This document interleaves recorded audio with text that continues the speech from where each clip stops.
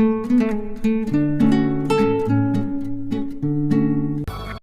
बार की बात है, एक गांव में एक बहुत सुंदर लड़की रहती थी जिसका नाम वसुधा था। वसुधा दिखने में बहुत ही खूबसूरत थी और सारा गांव उसकी तारीफों के पुल बांधता था। वसुधा के साथ स्कूल में एक दूसरी लड़की भी पढ़ती थी जिसका नाम निशा था। जहां वसुधा इतनी सुंदर थी, निशा उससे बिल्कुल उलट थी। वो दिखने में बेहद काली और डरावनी सी लगती थी। असल में उसको एक बीमारी थी और इसी वजह से वो अजीब सी दिखती थी। जब भी निशा वसुधा के साथ घूमती, सारा गांव उसका मजाक उड़ाता। वसुधा को भी अपनी सुंदरता का बहुत घमंड था और वो सिर्फ दिखावे के लिए ही निशा के साथ घूमती थी, जबकि पीठ पीछे हमेशा उसकी बुराई करती थी। ऐसे ही एक दिन दोनों घर लौट रही थीं कि तब कुछ लड़कियां आकर उनसे कहती हैं, अरे वसुधा, क्या तू भी जब देखो इस डरावनी चुड़ैल के साथ घूमती रहती है? तुझे इसके साथ घूमना शोभा नहीं देता। हाँ हाँ, पर ये भी इंसान ही है। हम लोगों को इसके साथ भी आम बर्ताव ही करना चाहिए ना। तो क्या हुआ अगर ये इतनी बदसूरत है? अरे वसुधा, हम सब जानते हैं कि तुम्हें इस निशा पर तरस आ जाता है और इसलिए तुम इसके साथ रहती हो। हम जानते हैं तुम बहुत अच्छी हो, मगर इसके साथ मत घूमो। ये सब सुनकर निशा को बहुत गुस्सा आ जाता है। वो वसुधा से कहती है, वसुधा, अगर ऐसी बात है तो तुझे मुझ पर तरस खाने की जरूरत नहीं है। मैं जैसी भी हूँ अकेले खुश हूँ, मुझे तुम्हारी जरूरत नहीं है। नहीं नहीं निशा, रुक जाओ, ऐसा कुछ नहीं है। अरे क्या तुम लोग भी? वो मेरे साथ रहती थी तो गांव वालों को ये लगता था कि मेरी शक्ल के साथ साथ मेरा स्वभाव भी बहुत अच्छा है। खैर, अच्छा ही हुआ चली गई। मुझे तो उसकी शक्ल देखकर उल्टी आती थी। ये सुनकर सभी लड़कियां हंसने लगती हैं। उस दिन के बाद से निशा ने वसुधा से बिल्कुल बात करना बंद कर दिया था। यही नहीं, धीमे धीमे निशा वसुधा से जलने भी लगी थी, क्योंकि सभी लोग वसुधा को पसंद करते थे और वो दिखने में भी इतनी सुंदर थी। ऐसे ही काफी समय बीत जाता है और वो दोनों कॉलेज में चली जाती हैं। एक दिन निशा जब कॉलेज में अकेले बैठी थी तो उसे एक लड़का दिखता है। निशा को वो लड़का बहुत ज्यादा पसंद आता है, मगर वो जानती थी कि कोई भी लड़का उसे पसंद नहीं करेगा। वो उस लड़के को देख ही रही थी कि अचानक से वसुधा उस लड़के के पास आ खड़ी हो जाती है और वो दोनों एक दूसरे से हंस हंस कर बातें करने लगते हैं। असल में वसुधा जानती थी कि निशा उस लड़के को पसंद करती थी और इस वजह से वो उस लड़के अमन से और ज्यादा चिपकने लगी थी। ये देखकर निशा का खून और ज्यादा खौल जाता है। वो अपने घर चली जाती है। ये सब कुछ उस वसुधा की वजह से ही हो रहा है। मैं उसे नहीं छोड़ूंगी, मैं उसे बदला जरूर लूंगी। उसकी वजह से सारा गांव मेरा मजाक उड़ाता है। उसने मेरा फायदा उठाया है। वो कभी मेरी दोस्त थी ही नहीं। मेरा तो जीना मरना अब एक बराबर है। मैं अपने आप को खत्म कर लूंगी और सचमुच ही एक बेहद डरावनी चुड़ैल में बदल जाऊंगी। फिर मैं उस वसुधा से बदला लूंगी। निशा ये सोचते हुए खुद को एक चाकू से मार लेती है और एक भयंकर और डरावनी चुड़ैल में बदल जाती है। अब आएगा ना मजा, मगर अब आखिर में ऐसा क्या करूं जिससे उस वसुधा से बदला ले सकूं? उससे बदला लेना ही मेरा मकसद है। ये सोचते हुए चुड़ैल अपनी खिड़की से बाहर देखती है और उसे अपना बगीचा दिखाई देता है। निशा के बगीचे में बहुत से सेब के पेड़ लगे हुए थे।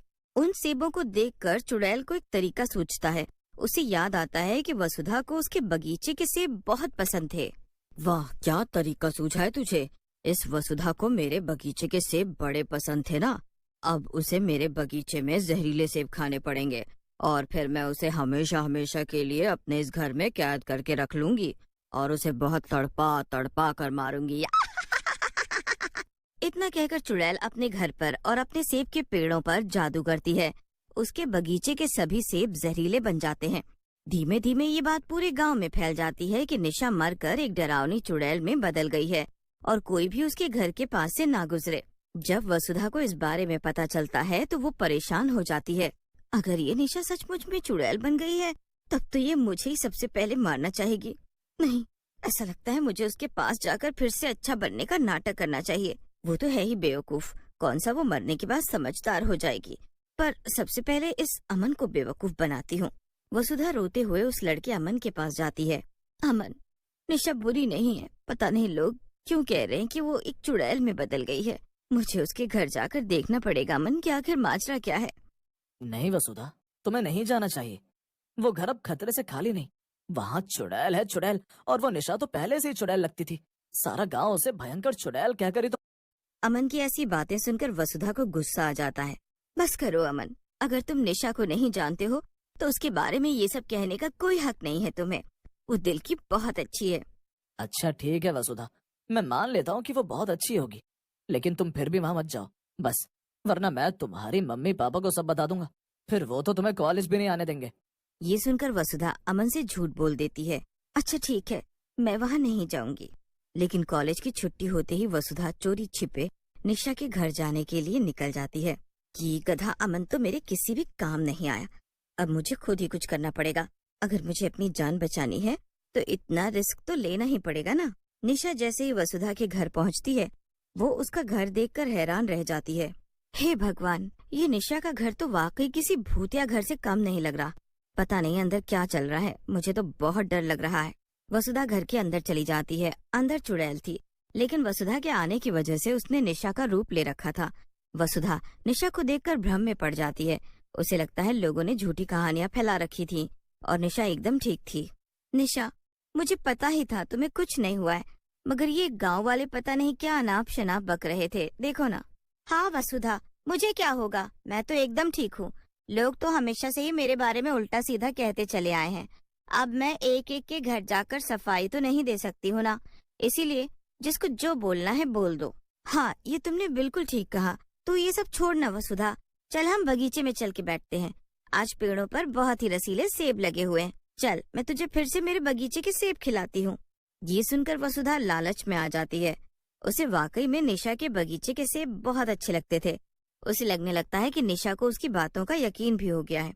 वसुधा निशा के साथ उसके बगीचे में चली जाती है और दोनों वहाँ बैठ जाती हैं। तभी निशा पेड़ से तोड़े हुए कुछ सेब लाकर वसुधा को दे देती है। शुक्रिया निशा, आज इतने दिनों बाद तुझे देखकर मुझे वाकई में बहुत अच्छा लग रहा है। तो भी क्या बात करती है वसुधा, ये तो सरासर झूठ है। भला मेरी शक्ल देखकर किसको अच्छा लग सकता है। नहीं निशा, मेरा मतलब था इतने दिनों बाद ऐसा लग रहा है जैसे हम दोनों वापस दोस्त बन गए हैं। क्या कुछ भी वसुधा, खैर ये सेब खाना जल्दी से। वसुधा वो जहरीले सेब खा लेती है और वो जैसी सेब खाती है, निशा वापस चुड़ैल में बदल जाती है। ये क्या निशा, तो वाकई में चुड़ैल में बदल गई?